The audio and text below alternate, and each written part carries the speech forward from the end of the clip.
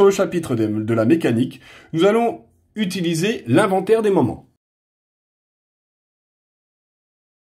Nous allons dessiner une barre qui va être notre système isolé. Et sur cette barre, elle va avoir ici un point de rotation avec différents bras de levier. Un premier bras de levier que je vais appeler D1, un deuxième bras de levier que je vais appeler D2, avec pour chacun de ces bras de levier, évidemment, une force qui va créer une rotation autour de ce point, une force que je vais d'abord appeler F1, puis après une deuxième force que je vais appeler F2, et qui vont tourner autour d'un point A.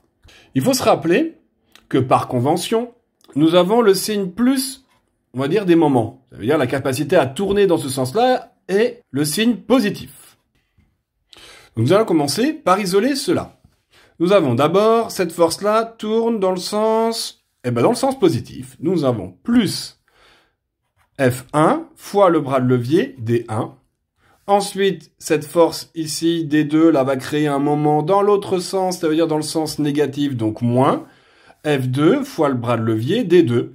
Et si on fait la somme de tous les moments existants sur cette barre ici que j'ai isolée, la somme des moments est égale à 0.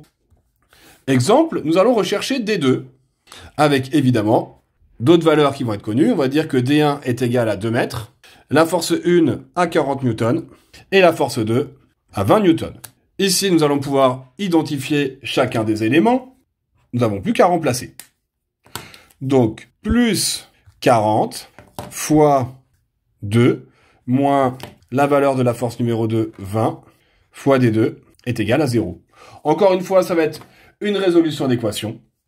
Donc déjà, on va simplifier ce que l'on peut. 40 fois 2, 80. 80 moins 20 fois D2 égale 0. Nous pouvons voir de tête que pour trouver une valeur, une réponse pourrait être 4. Nous allons maintenant le vérifier par le calcul. Cela nous donne 20 fois D2 égale moins 80.